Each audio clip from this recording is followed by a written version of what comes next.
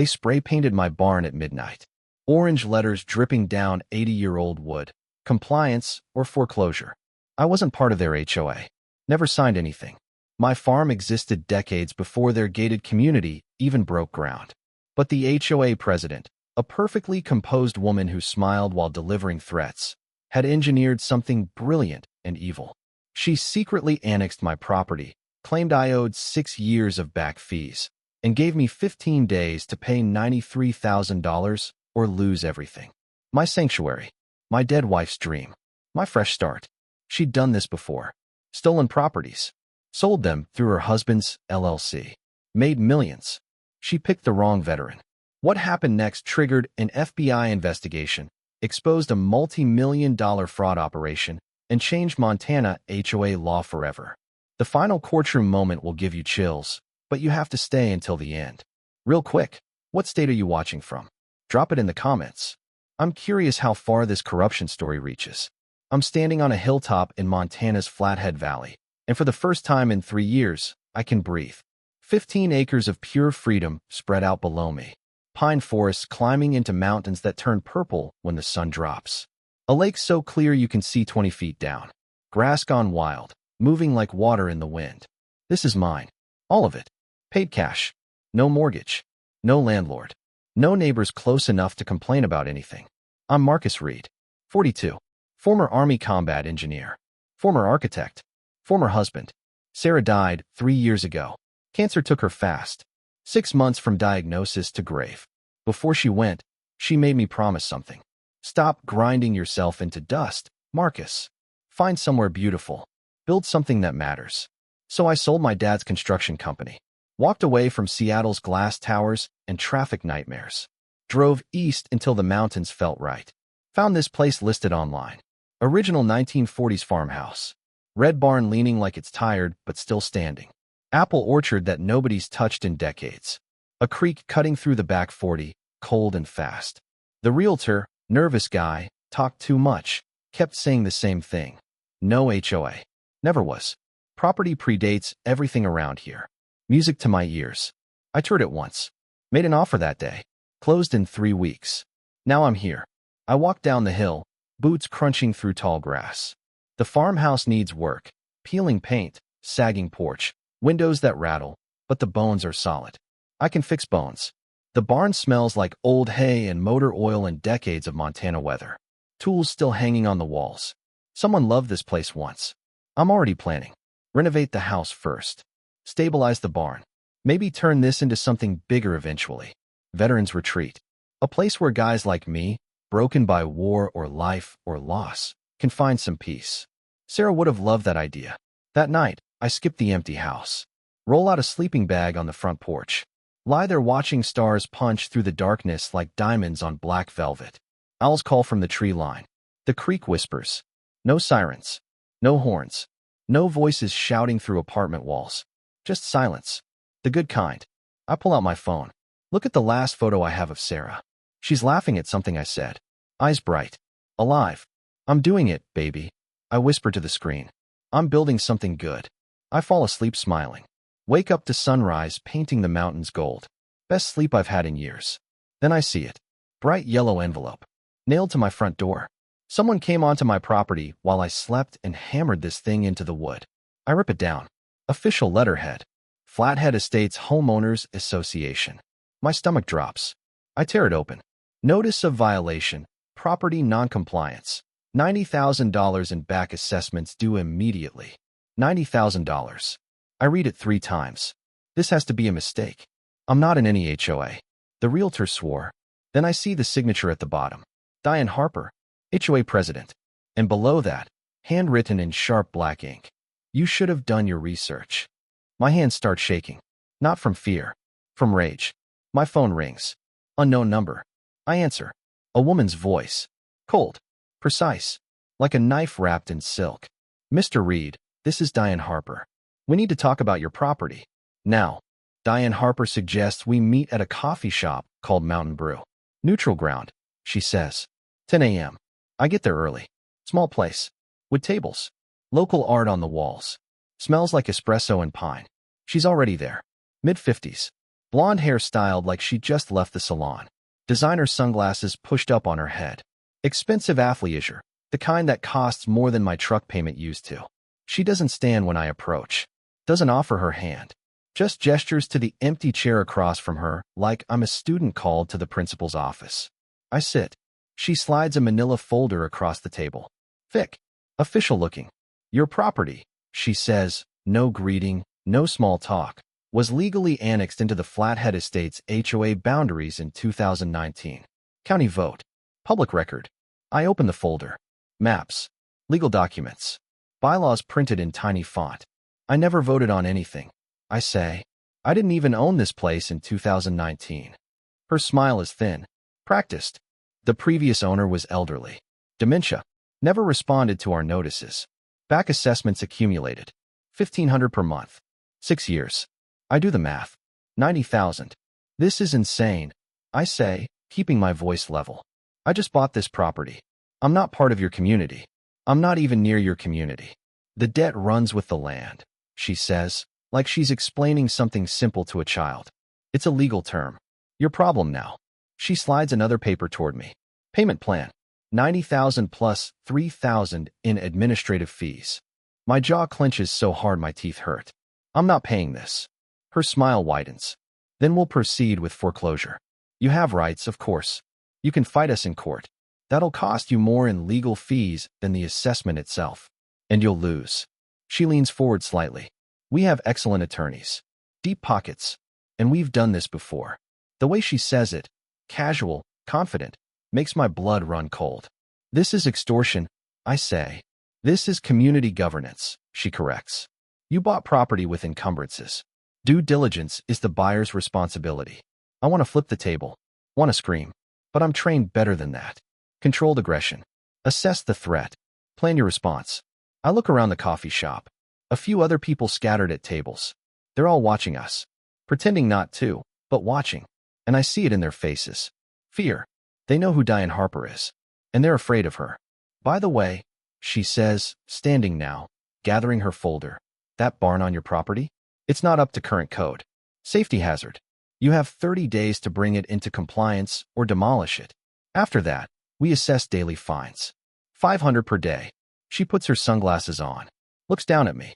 Welcome to the neighborhood, Mr. Reed. She walks out. I sit there, hands gripping the table edge, breathing hard. Everyone in the coffee shop averts their eyes. Nobody says a word. I pull out my phone. Search Flathead Estates HOA. Their website looks professional. Smiling families. Pristine lawns. Community events. I dig deeper. County records. Property transfers. Start finding things that don't add up. Foreclosures. Auctions.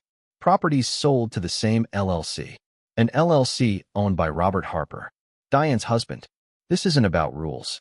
This is about theft. And I'm the next target. I spend the next 3 days living in the county records office. Dusty building that smells like old paper and fluorescent lights. A woman at the front desk, gray hair, tired eyes, barely looks up when I request files. Property records. HOA annexation documents. Foreclosure proceedings. I spread everything across a table in the corner. Start connecting dots. 2019. County vote to expand HOA boundaries. For properties added to Flathead Estates jurisdiction. All rural. All adjacent to but not part of the gated community. I pull the voter records. The meeting had 11 attendees.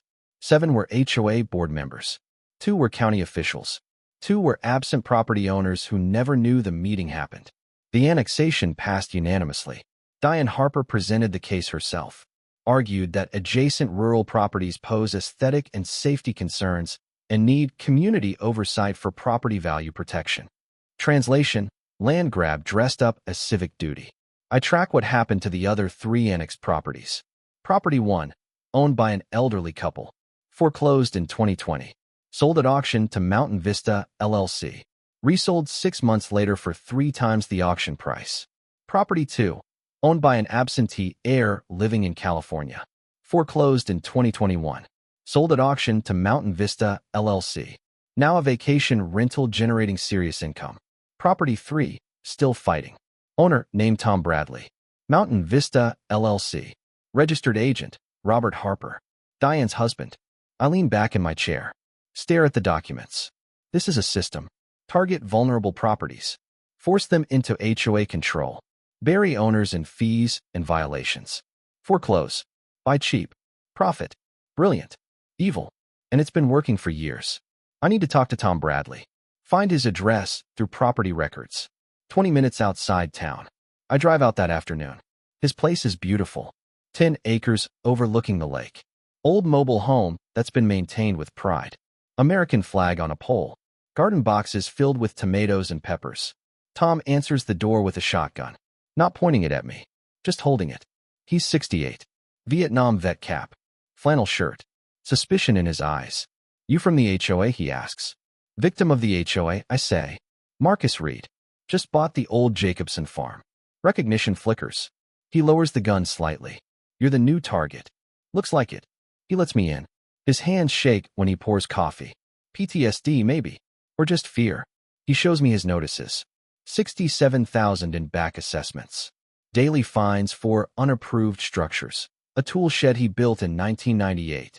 Excessive vegetation. Wildflowers his late wife planted. They offered me a deal, Tom says, staring into his coffee. Sign over the property. They forgive the debt. You said no. This was my wife's place. She loved this view. I'm not giving it to that woman. His voice cracks. What happened after you refused? I ask. Tom's jaw tightens. Week later, county inspector condemned my well. Said the water was contaminated. Test results I'd never seen. Cost to drill a new well? $30,000. You think Diane was behind it? Tom looks at me like I'm naive. She knows people everywhere. County officials, inspectors, lawyers, judges. He stands, walks to his window, looks out at the lake. She doesn't just want your money, Marcus. She wants you gone. And she won't stop until you are. Outside, the sun hits the lake like broken glass. Beautiful land. Worth killing for. Apparently worth stealing for. I'm not leaving, I say. Tom turns, studies my face. Then you better be ready for war. I already am. I get home to find another notice. $500 fine. Unapproved exterior paint color. My farmhouse is the same faded white it's been since Eisenhower was president. I crumple the paper. Throw it in the burn pile. 2 days later, a county truck pulls into my driveway. Inspector. Mid-40s. Clipboard. Apologetic expression that doesn't reach his eyes. Anonymous complaint, he says. Unpermitted structures. Anonymous, I repeat. I have to follow up, sir. He walks my property for an hour. Barn. Well, house. Chicken coop I just built for 6 chickens. Even inspects my porch. Writes violations like he's being paid per citation. Missing handrail on porch steps. Cracked window in the barn. Unapproved gravel in my driveway. Apparently, I need the decorative kind, not the functional kind. Each violation comes with fines. 200 here. 350 there. Who complained? I ask. Can't disclose that information. But I know. We both know. He hands me the citation sheet. Won't meet my eyes. Drives away fast. I call a lawyer. Jennifer Santos. Found her online. Specializes in property law. 4.9 stars. Her office smells like leather and old books. She's sharp. Early 40s. Expensive suit. Direct eye contact. I lay out everything. The annexation. The back fees. The harassment. The Harper family's LLC. She listens. Takes notes. Doesn't interrupt. When I finish, she sits back. Folds her hands. Legally, she says, the annexation was questionable but technically valid. County had authority. Notice was published in the paper. Even if nobody reads those notices. Your previous owner's lack of response doesn't invalidate the process. So I'm screwed. Fighting this in court could take 2 years. Cost $50,000 minimum in legal fees. Maybe more. The HOA has deeper pockets and political connections. She pauses. You might win eventually, but you'll be broke and exhausted. I feel my dreams slipping away. Is there any other way? I ask. Jennifer's eyes narrow slightly. There might be, but it's risky. Before she can explain, my phone buzzes. Security alert. I installed cameras 2 days ago.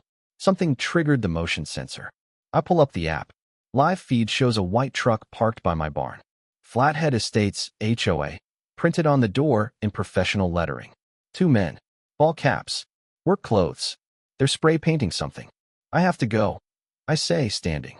Jennifer grabs my arm. Don't do anything stupid. I'm already out the door. Drive like hell.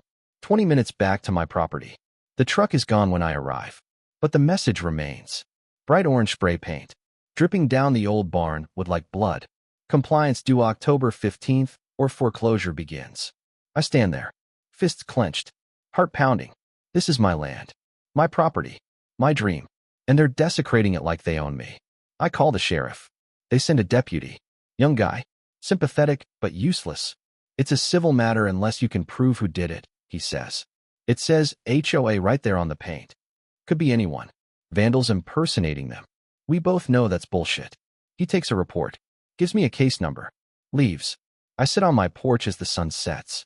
Look at the barn, the spray paint, the violation, and I make a decision. I'm not paying. I'm not leaving. I'm burning this entire corrupt system to the ground. Starting with Diane Harper. I don't sleep that night. Just sit on my porch with black coffee, watching the stars will overhead, planning. Sarah used to tell me I was too stubborn for my own good. Wouldn't quit, even when quitting made sense. Army loved that about me. Sent me into places where stubborn was the only thing keeping you alive. This feels the same. By sunrise, I've made my decision. I call Jennifer Santos. Tell me about the risky plan, I say. She's quiet for a moment. Then, we go after her. Not the HOA, her personally. Prove she's using the HOA for personal profit and illegal land acquisition. If we can document a pattern of corruption, we invalidate the entire annexation. Possibly file criminal charges. I'm listening. You'd need evidence. Financial records. Testimony from other victims. Proof of conspiracy. And you'd need to be absolutely certain you want to do this, because once we start, she'll come at you with everything. I look at the orange spray paint on my barn. She already is. Then let's build a case. I become a detective. County records become my second home. That tired woman at the front desk starts recognizing me. Doesn't ask questions. Just hands over whatever files I request. I track every property the Harpers have touched in the last decade. 7 total. All acquired through foreclosure. All sold at massive profit. Combined take, over $4 million. I build spreadsheets. Timelines. Financial maps connecting Mountain Vista LLC to the Harper family to the foreclosed properties. I find more victims. Carol, 62, lost her family's ranch in 2020. We meet at a diner. She cries into her coffee telling me about 3 generations of her family on that land. Gone because she couldn't afford the fees Diane invented. Michael, 55, fought for 2 years before giving up. Bankruptcy, divorce, now lives in his sister's basement. Ruth, 70, didn't even know she'd been annexed until the foreclosure notice arrived. Thought it was a scam. By the time she got a lawyer, it was too late. Every story is the same. Sudden annexation, immediate back fees, escalating harassment, impossible compliance standards, foreclosure, auction, Mountain Vista LLC swooping in with the winning bid. I document everything. Photograph documents, record interviews, cross-reference property sales with county records. Then I find something bigger. Diane Harper sits on the County Planning Commission. She's approved her own development projects, voted on zoning changes that benefited properties she later acquired. Clear conflict of interest. Nobody ever challenged it. I dig into campaign finance records. Find a $25,000 donation from Robert Harper to County Commissioner Brad Mitchell. Date, March 2019. Annexation vote, April 2019. 1 month apart. This isn't just HOA abuse. This is organized corruption. I'm putting together my evidence files when my security camera alerts. 11 p.m. Black SUV at my gate. I pull up the feed. Expensive vehicle. Tinted windows. No front plate visible. It just sits there. Engine running. Headlights pointed at my house. Watching. I grab my flashlight. Walk down the driveway. The SUV's engine revs. Then it backs up. Turns. Drives away into the darkness. No plates on the back either. Message received. They know I'm digging. And they want me to know they know. I walk back to my house. Don't feel fear. Feel fury. You want to intimidate me? You picked the wrong guy. I call Jennifer. We need to move faster. I say. What happened? I tell her about the SUV. She's quiet. Then, Marcus, if they're surveilling you. Then we're close to something that scares them. Which means we keep pushing. This could get dangerous. It already is. I hang up. Stand in my kitchen. Look at Sarah's photo on the counter. I'm not backing down, baby. I whisper. Outside. The mountains stand like sentries in the moonlight. Beautiful. Worth fighting for. Worth everything. The harassment becomes a daily nightmare.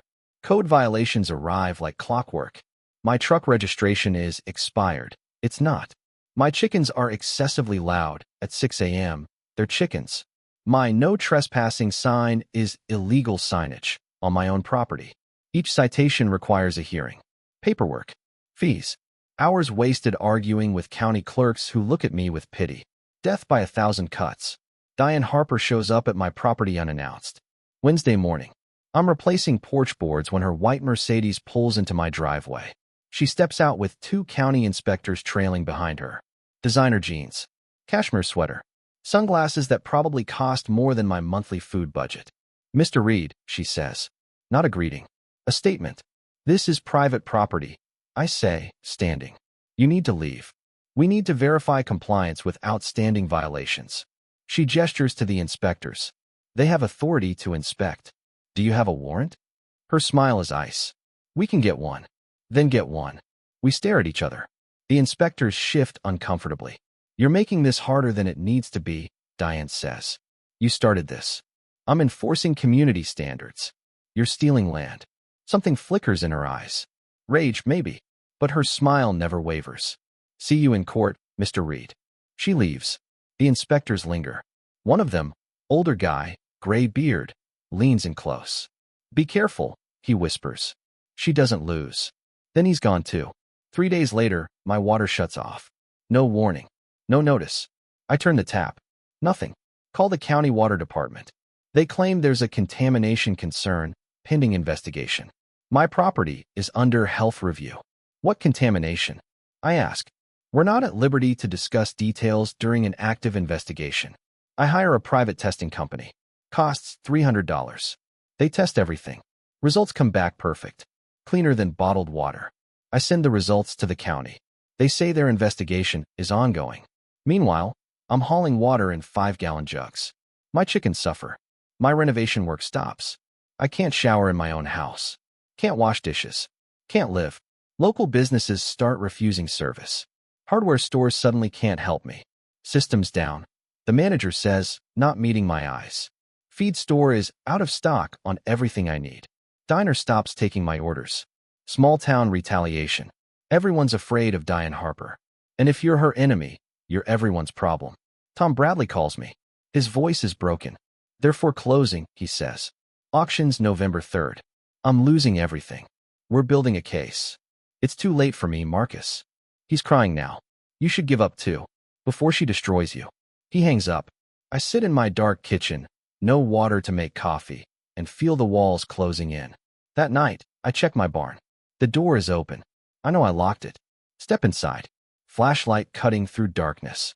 My tools are gone. Every single one. Table saw. Drill press. Hand tools. Welding equipment. Air compressor. $8,000 worth of gear. Stolen. I call the sheriff. Same deputy as before. He takes a report. Looks genuinely sorry. Without evidence. "Check my security cameras," I say. We review the footage together.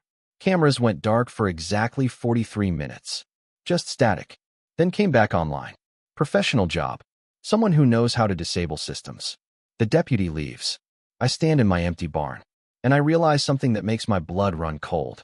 Diane Harper isn't just corrupt. She's connected. Organized. Dangerous. This isn't a property dispute. This is war. And I'm alone. I refuse to break. Next morning, I start reaching out to local media. Small newspaper in town. Community radio station. Even the regional TV news. Everyone says the same thing. "We'll look into it." Translation: no. One reporter, young guy, maybe 25, admits the truth off the record. We're sitting in his car outside the newspaper office. "Diane Harper advertises with us," he says, hands tight on the steering wheel. Full page ads every month. And she has connections. County officials. Business owners. People who can make problems for us. He looks at me. "I'm sorry. I really am." He drives away. I'm sitting on my porch that afternoon, planning my next move, when my phone rings. Unknown number. Marcus Reed. A woman's voice. Confident. Professional. Who's asking? Emily Thompson. Investigative journalist from Bozeman. I've been tracking HOA abuse stories across Montana. Your name came up. My heart kicks. How'd you find me? County records are public. So are foreclosure filings. And your lawyer, Jennifer Santos? We've worked together before. She thought you might talk to me. About what? About Diane Harper. About a pattern of corruption that goes way beyond your property. About a story that needs to be told. 2 days later, Emily arrives. Mid-30s. Sharp eyes. Cameras and recording equipment in hard cases. She moves like someone who's done this before. Walked into dangerous situations and came out with the truth. We sit at my kitchen table, still no running water, and I lay out everything. The annexation. The back fees. The harassment. The stolen properties. The Harper LLC connection. The campaign donations. The intimidation. She takes notes. Records everything. Asks questions that prove she's already done her homework. Then I introduce her to Tom Bradley. To Carol. To the others. She interviews them all. Captures their pain. Their anger. Their fear.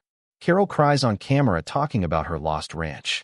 Tom's hands shake holding his foreclosure notice. Emily reviews every document I've collected. Spreadsheets. Financial records. Property transfers. Campaign donations.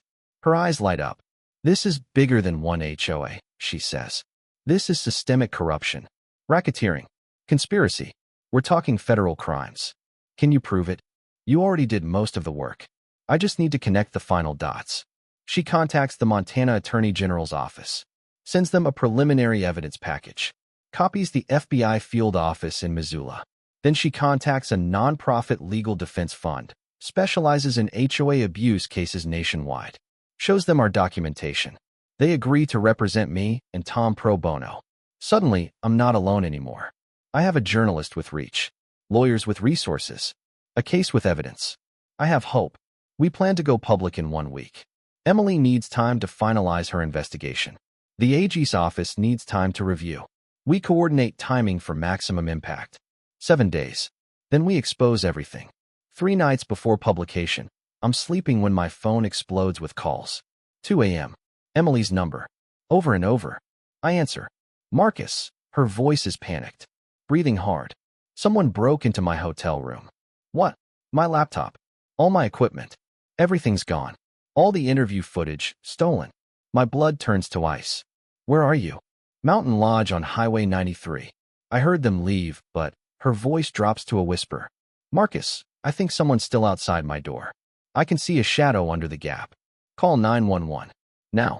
Stay on the line with me. I'm already pulling on boots. Grabbing keys. I'm calling them now, hold on. I hear her talking to dispatch. Giving her location. Saying she's in danger. They're sending someone, she says, back on my line. 10 minutes. I'm 20 minutes out. Do not open that door. The shadow moved. Someone's definitely out there. Her voice cracks. This woman who walked into war zones for stories is terrified. Because Diane Harper doesn't just steal property. She eliminates threats. And we just became the biggest threat she's ever faced. I drive like I'm back in a convoy under fire. Highway 93 is empty at 2 a.m. Just me and the broken center line and mountains like black walls on either side. Emily stays on the phone. I hear her breathing. Scared but controlled. Still there. I ask. Shadow's gone. But I heard footsteps. Walking away. Deputies close? 5 minutes, they said. I push the truck harder. Mountain Lodge appears. Old motor court from the 50s. Neon sign flickering. Emily's room is second floor, exterior door. Sheriff's vehicle's already there. Lights flashing red and blue across the parking lot. I take stairs 2 at a time. Emily's in her doorway, wrapped in a hotel blanket. 2 deputies taking her statement. Her room is destroyed. Drawers pulled out. Mattress flipped. Closet ransacked. Laptop gone. Hard drives gone. Camera equipment smashed on the floor. Even her notebooks, ripped apart, pages scattered. They took everything. But Emily's smiling through tears. What? I ask. She holds up her phone.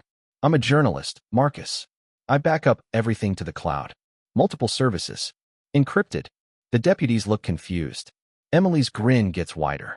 They took the hardware. Not the story. Relief hits me like a wave. We didn't lose. The deputies finished their report. Promised to investigate. We both know they won't find anything. Whoever did this was professional. No forced entry. Picked the lock, or had a key. No witnesses. No cameras in this old place. Emily checks out immediately. Follows me back to my property. sleeps on my couch with pepper spray in her hand. Next morning, we make a decision. We're done waiting. We go public now. Emily writes the story in 6 hours.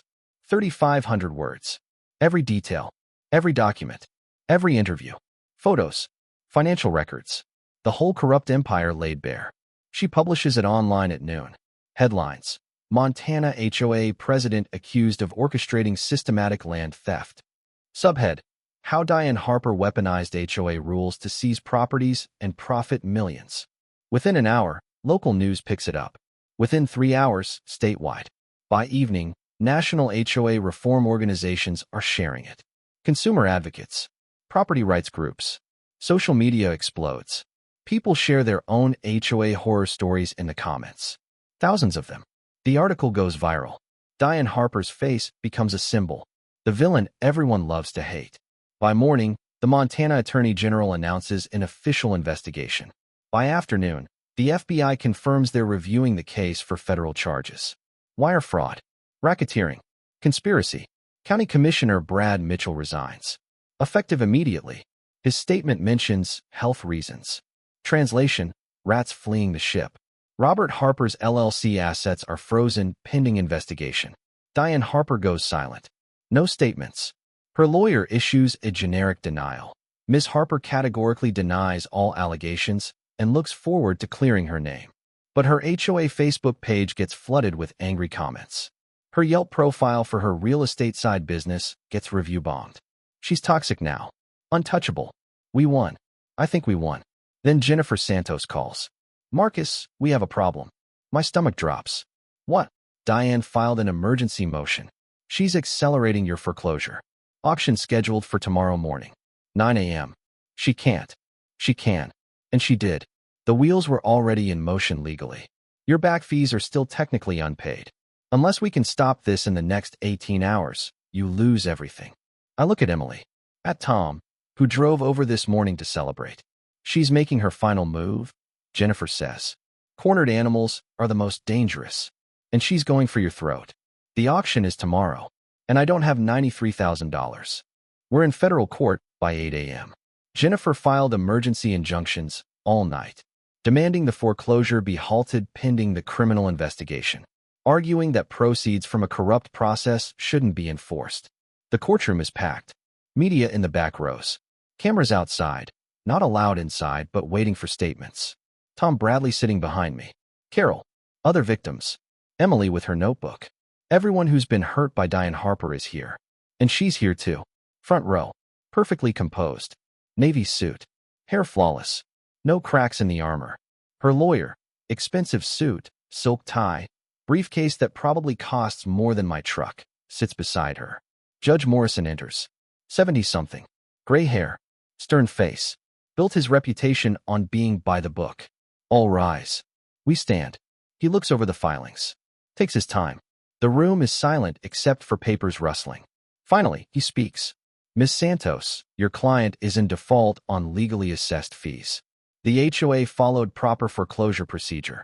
On what grounds should I halt this process? Jennifer stands. Your Honor, the underlying annexation was fraudulent. The fees were assessed as part of a criminal conspiracy. My client shouldn't lose his property because he's the victim of a crime. Diane's lawyer stands. Your Honor, these are serious allegations without proof. My client has been tried and convicted in the court of public opinion, but this is a court of law. The debt is real. The foreclosure is legal. Mr. Reed's remedy is to sue for damages after the fact, if he prevails in any criminal case. Judge Morrison looks at me. Mr. Reed, do you have $93,000? I stand. No, Your Honor. Then I don't see. Your Honor, Jennifer interrupts. I have a witness. He wasn't in our original filing because we only located him last night, but his testimony is directly relevant. The judge frowns. This is highly irregular. This entire case is irregular, Your Honor. He considers. Call your witness. Jennifer nods to the back. The doors open. A man walks in. Mid-50s. Nervous. Sweating. I've never seen him before. He takes the stand. Gets sworn in. State your name for the record. Richard James. Mr. James, what is your connection to this case? I was on the Flathead Estates HOA board. From 2018 to 2020. I resigned because I couldn't. I couldn't be part of what was happening anymore. The courtroom goes silent. Jennifer approaches. What was happening, Mr. James? He looks at Diane. She's staring at him with pure venom. He swallows hard. Diane Harper was manipulating board votes, falsifying documents. She told us the annexation was about property values, but I heard her on the phone once, with her husband, talking about which properties to target, how much they could make. She said, he pauses, takes a breath. She said, we can acquire rural properties for pennies through strategic annexation. These people won't fight. They can't afford to. Diane's lawyer is on his feet. Objection. Hearsay. I have recordings, Richard says quietly. The room explodes. Judge Morrison slams his gavel. Order. Richard pulls out a thumb drive. I recorded board meetings. Against policy, I know. But something felt wrong. I have hours of audio, including Diane discussing the land acquisition strategy. Jennifer takes the drive. Your Honor, we request a recess to review this evidence. Judge Morrison looks at Diane. Her mask finally cracks. Pure rage flashes across her face. Motion granted, the judge says. We'll reconvene in 1 hour. The recess lasts 3 hours. Jennifer and the AG's attorneys lock themselves in a conference room with Richard's recordings. I pace the courthouse hallway. Emily interviews Richard outside. Tom sits on a bench, hands clasped, praying. Diane Harper stands by the courthouse steps, stone-faced. Her lawyer talks rapidly into his phone. She catches my eye, holds it. No smile now, just cold calculation. She knows she's losing. Finally, we're called back in. Judge Morrison looks different. Grim. Angry. I've reviewed the recordings, he says. I've consulted with the Attorney General's office. What I've heard is deeply disturbing. Diane sits motionless. Mrs. Harper, these recordings indicate a clear pattern of fraud, conspiracy, and abuse of fiduciary duty. While I cannot rule on criminal charges, that's not my jurisdiction, I can rule on the matter before me today. He looks at me. Mr. Reed, I'm issuing a temporary restraining order halting all HOA enforcement actions against your property, pending full investigation of these allegations. The foreclosure scheduled for today is canceled. Relief floods through me. Furthermore, Judge Morrison continues, I'm referring this matter to the State Bar for ethics violations against HOA counsel, and I'm recommending the county review all HOA annexations approved in the past decade for procedural irregularities. He slams the gavel. Court is adjourned. The room erupts in applause. Tom Bradley hugs me. Carol cries. Emily's already on her phone, updating her story. Diane Harper stands. Her lawyer tries to pull her toward the exit. She yanks her arm free, walks straight toward me. For a second, I think she might actually attack. Instead, she leans close, whispers so only I can hear. This isn't over. Yeah, I say. It is. She walks out, head high, back straight, still playing the part. But everyone knows the truth now. Over the next 3 weeks, Diane Harper's empire collapses like a house of cards. The Attorney General files 27 felony counts. Fraud, racketeering, extortion, conspiracy, filing false documents, abuse of public trust. Robert Harper is charged as an accomplice. Their assets seized. Homes, vehicles, bank accounts, everything frozen. The HOA is dissolved by court order. Every annexation ruled invalid. Every back fee voided. Tom Bradley's foreclosure is reversed. His property returned. Carol receives a settlement check. $200,000 from the Harper's insurance company. Won't give her back her ranch, but it's something. All 4 annexed property owners get their freedom back. The county launches an investigation into planning commission conflicts of interest. 3 members resign. Local businesses that refused me service suddenly remember my name. Hardware store manager apologizes. Feed store owner offers me credit. Too late. I remember who stood with me and who didn't. Emily's story wins a regional journalism award. Her follow-up piece, about HOA reform, gets picked up nationally. Montana passes new legislation. The Property Owner Protection Act makes predatory annexations illegal, requires genuine consent, creates oversight for HOA boards. They call it Marcus's Law in some circles. I didn't do this for recognition, but I'll take the win. One evening, I stand on my hilltop again. Same view, same sunset, mountains turning that impossible purple, but everything's different now. The barn is renovated. Deep green paint covering that orange spray paint. New tools inside. Projects underway. My water runs clear. My chickens are fat and happy. My property is mine. Really mine. Tom Bradley is my groundskeeper now. Helps with the heavy work. We don't talk much. Don't need to. We both know what we survived. And my phone rings. Jennifer Santos. Turn on the news, she says. I do. Diane Harper in handcuffs. Being led into federal court. Bail denied. Flight risk. Her face is different now. No mask. Just fear. I turn it off. Don't need to see more. Justice doesn't always win. But today it did. 6 months pass. Spring comes to Montana like a promise kept. I'm standing in my barn, but it's not a barn anymore. Not really. Exposed beams refinished. String lights hanging in swooping lines. Huge windows installed where the old walls were. View of the mountains cutting across the valley like a painting. The first veterans retreat is underway. 12 guys. All branches. All ages. All carrying weight they can't see, but everyone here understands. PTSD. Survivor's guilt. The kind of wounds that don't show up on x-rays. They're here for a week. No charge. No judgment. Just space to breathe. Tom Bradley is the groundskeeper. Maintains the trails. Fixes things. Knows when to talk and when to stay quiet. Carol volunteers in the kitchen. Cooks meals that remind you someone cares. Leaves notes in the cabins. You're not alone. You matter. Simple things that mean everything. Emily visits every few weeks. She's writing a book. HOA, How America's Homeowner Associations Became Weapons of Financial Abuse. My story is Chapter 3. Jennifer Santos helped me establish the nonprofit. Freedom Acres Foundation. Legal aid for HOA abuse victims nationwide. We've helped 43 people so far. Prevented 11 foreclosures. Connected victims with lawyers who'll fight. The foundation is funded by my settlement. Diane Harper's insurance company paid out $400,000 to avoid trial. Every penny goes to the foundation. I kept nothing. Don't need it. I have everything that matters. I walk outside. The property is alive now. Apple trees blooming white and pink. Gardens producing vegetables. Creek running clear and cold. Chickens terrorizing bugs in the grass. Veterans sitting around a fire pit. Someone's playing guitar. Someone else laughing at a story. This is what Sarah wanted. Something good. Something lasting. I pull out my phone. Look at her photo. We did it, baby, I whisper. My email pings. Subject, help, HOA Foreclosure, Arizona. Someone else. Somewhere else. Fighting the same fight. I forward it to the foundation's legal team. They'll handle it. That's what we do now. We fight back. I get messages daily. People thanking me.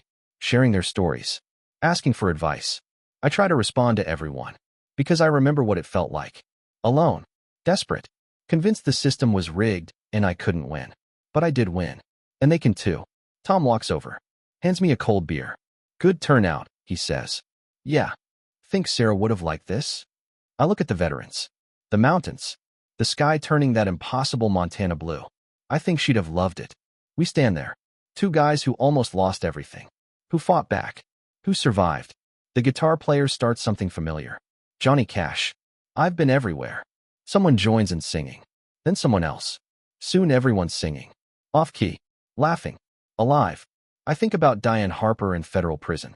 3 years into a 12-year sentence. Robert Harper sold their mansion to pay legal fees. Lives in a condo now. Works at a car dealership. Their empire gone. Their reputation destroyed. I don't feel satisfaction. Just closure. Justice isn't revenge. It's restoration. And I've been restored. My phone buzzes again. Another email. Another victim needing help. I respond. You're not alone. Here's what you do. Because that's the real legacy. Not the barn. Not the foundation. Not even the law that bears my name. It's the message. You can fight back. The system wants you to believe you're powerless. That corporations and HOAs and people with money make the rules, and you just have to accept it. But that's a lie. You have power. You have rights. You have voice. Use them. The sun sets over the mountains. Fire from the sky, painting everything gold. Tom raises his beer. To second chances. I raise mine. To standing your ground. We drink. And somewhere in Arizona, someone reads my email and decides not to give up. That's victory. That's everything. It's been a year now. I'm sitting on my porch, the one I rebuilt with proper handrails and no code violations, watching morning light crawl across the valley. Coffee in my hand. Real coffee. Made with water from my own well. Clean. Clear. Mine. The farmhouse is finished. New paint, new windows, roof that doesn't leak. Inside, it's simple but solid, the way Sarah would have wanted it. Photos on the walls now. Not just her. All of us. Tom, Carol, Emily, the veterans who've come through. Faces of people who refuse to break. The foundation is growing. We've helped 137 families, prevented 41 foreclosures, connected victims with resources across 19 states. Emily's book, published 3 months ago, hit the bestseller list. She dedicates it to Marcus Reed and everyone who refuses to be silent. She's on a book tour now, spreading the message. HOA reform is becoming a national conversation. Legislation is pending in 7 states. All because we fought back. Tom comes around the corner. He lives here now. Small cabin I built on the back 40. He takes care of the place when veterans are here. Has found purpose again. Morning, he says. Morning. We don't need more than that. He heads to the barn, the event space, to prep for this weekend's retreat. 15 veterans this time. Waiting list is 6 months long. I check my email. Message from Jennifer. Another settlement. $280,000. All going to the foundation. Another insurance company paying out rather than facing trial. Good. Message from a woman in Texas. Your story saved my home. Thank you. I respond. You saved your home. I just showed you it was possible. That's the truth. I didn't save anyone. I just refused to quit. And that gave others permission to do the same. My phone rings. Unknown number. I almost don't answer. But something tells me to. Marcus Reed. Mr. Reed, this is Senator Williams' office. The senator would like to speak with you about federal HOA reform legislation. I sit up straighter. I'm listening. We talk for 20 minutes. They want me to testify before Congress. Share my story. Help shape national policy. I agree. Not because I want the spotlight. Because there are still people fighting. Still families losing homes. Still corrupt HOA boards weaponizing rules for profit. And if my story can change that, I'll tell it 1,000 times. I hang up. Look out at my land. 15 acres of freedom. Mountains standing guard. Lake reflecting sky. Grass moving in the wind like breath. This was supposed to be my escape. My quiet ending after loss and pain. Instead, it became my purpose. Sarah would laugh at that. She always said I couldn't do quiet. I finish my coffee. Stand. Stretch. There's work to do. Always work. But it's good work. Work that matters. I walk down to the barn. Help Tom set up. Veterans arrive this afternoon. And tonight, around the fire, I'll tell my story again. Not because I want to. Because they need to hear it. Need to know that systems can be beaten. That power can be challenged. That one person standing up can change everything. The mountains watch. Eternal. Unmoved. But I moved. I fought. I won. And now I help others do the same. That's legacy. That's home. If you made it this far, thank you. This story isn't just mine. It's everyone's who's ever been told they're powerless. You're not. Document everything. Find allies. Tell your story. The truth is your greatest weapon. If this story moved you, hit that like button. If you've ever faced an HOA nightmare or any system that tried to crush you, drop a comment below. Tell me where you're watching from and what battles you've fought. Let's build a community of people who refuse to back down. And if you know someone fighting their own Diane Harper, share this video. They need to know they're not alone. Subscribe if you want more stories about real people who stood up to power and won. Because these stories matter. Your story matters. Don't let anyone tell you different. Now go fight your battles. I'll be here fighting mine.